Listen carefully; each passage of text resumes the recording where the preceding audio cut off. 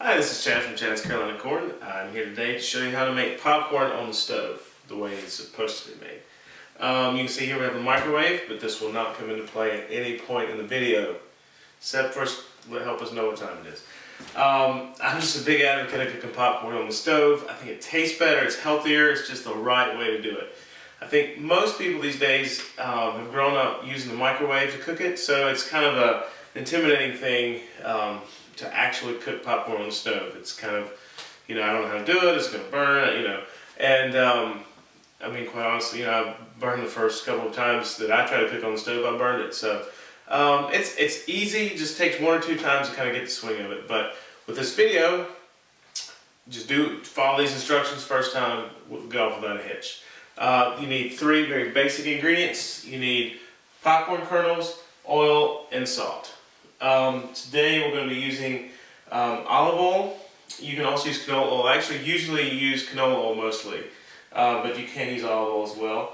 And then sea salt, and then just nice popcorn kernels. The kernels we use are non-GMO, which means they're non-genetically modified, so it's a good healthy kernel. So the other main key ingredient is the popper. This is a very common popper called a whirly pop. It's basically just a real simple pot, but you'll notice it does have this handle to crank on it. And what's going on inside is it's got stirrers in there. So as you turn the handle, it stirs, it keeps the kernels moving, keeps them from burning. So that's the one kind of thing that differs from just using a regular pot. But you can use just a regular pot, you just have to shake it. So if you don't have something like this, don't worry, you can still make popcorn on the stove. So let's get started actually. I'm going to go ahead and add the oil into the pot, like so. And I also like to go ahead and add the salt in. And what that does is, as it cooks, it'll blend the salt and kind of blend into the oil so it coats the kernels. If you don't do it this way and salt it after the fact, that's fine.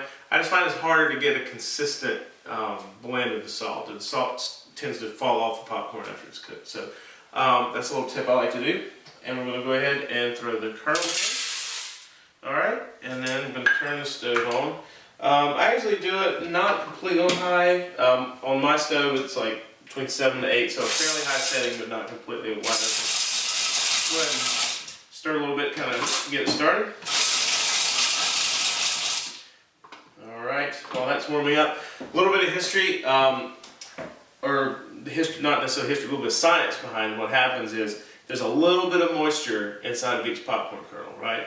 So what happens is you heat that moisture up, and what happens to water when you heat it? It becomes steam. So it converts into steam, the pressure builds, pressure builds, pressure builds until pop. You get popcorn. And what happens is it takes that starch that's inside the kernel and it just explodes it, and it just cools rapidly. So what happens? It explodes, it comes out, and as it cools, it kind of forms the shapes that we know as popcorn. That's kind of what makes the shape.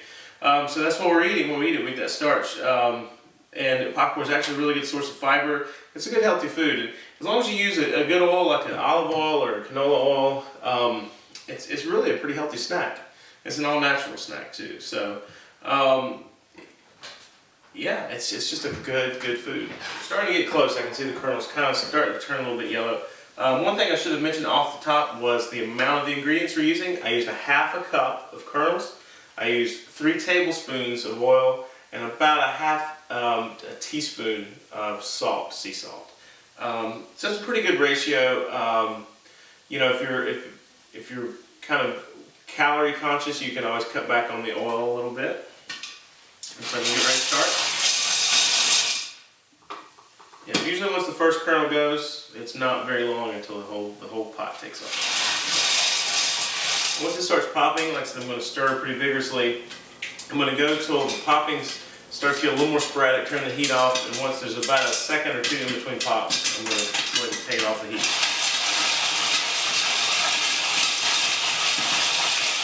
Take it off the heat, move the bowl over.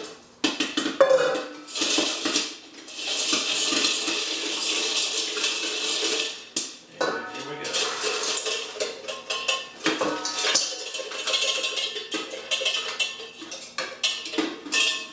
Alright.